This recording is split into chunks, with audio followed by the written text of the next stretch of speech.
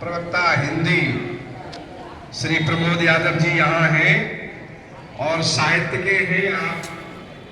मैं निवेदन भी करूँगा कि एक कविता साहित्य की हो जाए आज इस अवसर पर, और उसके बाद प्रतिज्ञा करवाएंगे उस बच्ची से। तो भाई प्रमोद यादव जी।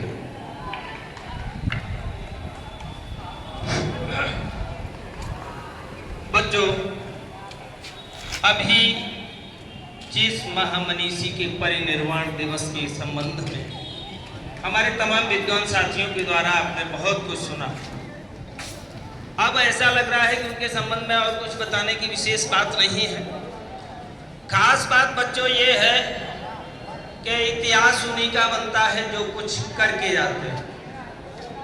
समझ रहे हो?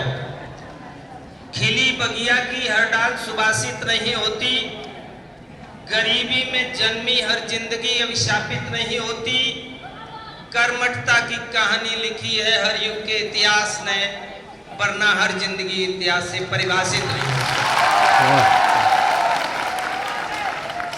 इतिहास में सभी का नाम नहीं लिखा जा सकता है, उन्हीं का लिखा जाता है जो कुछ करके जाते हैं। इस व्यक्ति की सबसे बड़ी बात ये कि इस व्यक्ति ने हम पूरे ही भारत के एक एक गरीब अमीर और हर जाति हर वर्ग के व्यक्ति को एक समानता का अधिकार दिया। वो अधिकार है वन वोट वन वैल्यू, एक वोट सबका, चाहे अंबानी हो, चाहे राष्ट्रपति हो, चाहे रिक्शा चलाने वाला व्यक्ति हो, सबके वोट की कीमत एक है। समझ गए बच्चों?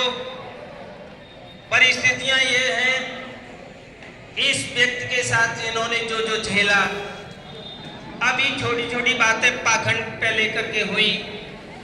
मैं भी आपको अपनी एक रचना सुना रहा हूं, सुनेंगे? चलिए सुनिए बच्चों।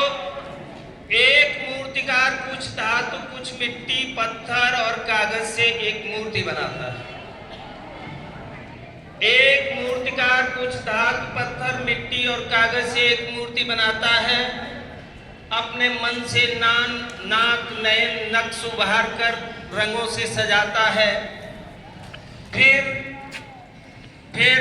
रंगों से सजाता है, फिर बेच देता है धर के बाजारों में, किसी को सैकड़ों में तो किसी को हजारों में। इस मूर्तिकार की मिट्टी बड़े महंगे दामों में बिकती है, पर अफसोस विधाता की बनाई ये मूर्तियां दर दर भटकती फिरती हैं। पर विधाता की बनाई ये मूर्तियां दर दर भटकती फिरती हैं। हे विधाता, तू सर्वशक्तिमान है, जग का निर्माता है, क्या इन भटकती मूर्तियों को देखकर तुझे तरस नहीं आता है? एक मूर्तिकार कहता है ये मूर्तियां मैंने बनाई हैं, अपने रंगों से, अपने हाथों से संभाली और रंगों से सजाई हैं। ये मूर्तियां न हंसती हैं, न रोती हैं, न कहती हैं, न सुनती हैं, न इनमें कोई समझ है, न ये पीती हैं, न खाती हैं। इसीलिए ये घर घर पूजी जाती हैं, इसीलिए ये मूर्तियां घर घर पूजी जाती हैं। ये मूर्तियां जहाँ बिठा देता हूँ वहाँ बैठी रहती हैं, जहाँ डाल देता हूँ वहाँ पड़ी रहती हैं। फिर अफसोस कि विधाता की मूर्तियां इन मूर्तियों के आगे हाथ जोड़े खड़ी रहती हैं। वाह! विधाता की मूर्तियां इन मूर्तियों के, पत्थर की मूर्तियों के आगे हाथ जोड़े खड़ी रहती हैं। ये मूर्तियां अगर बोलने लग जाएं, ये मूर्तियां अगर बोलने लग जाएं, किए गए पाप पुण्य की पोल खोलने लग जाएं और एक बार कह दें, ये मेरे पुजारी उमा शंकर तिवारी, कल तुमने भी अपनी औकात दिखाई थी, शराब के साथ बकरे की मीट खाई थी। वाह!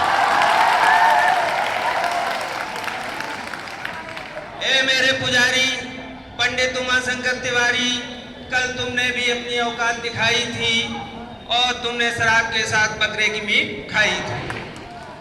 इसलिए तोड़ दो जनेऊ, पहुंच दो तिलक, तुम मेरी पूजा के योग्य नहीं हो। अभी तक जो पैसा प्रसाद खाया है अब उसके भोग्य नहीं हो। ए मेरी पुजारिन और ए मेरी पुजारिन, तू पूजा में घंटों बिताने वाली, पूजा के साथ ज्यादा ढोंग रचाने वाली, तू अब अपने पद को मूर्ख समझती है, तू अपने पद को मूर्ख बनाती है और गैरों पर स्नेह लुटाती है। कल तूने फोन पर उससे क्या क्या बात की है, क्या बताऊं? क्या साफ साफ हिंदी में समझाऊं?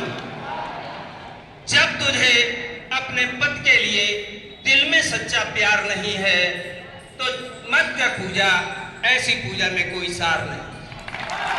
मत कर पूजा, ऐसी पूजा में कोई सार नहीं है।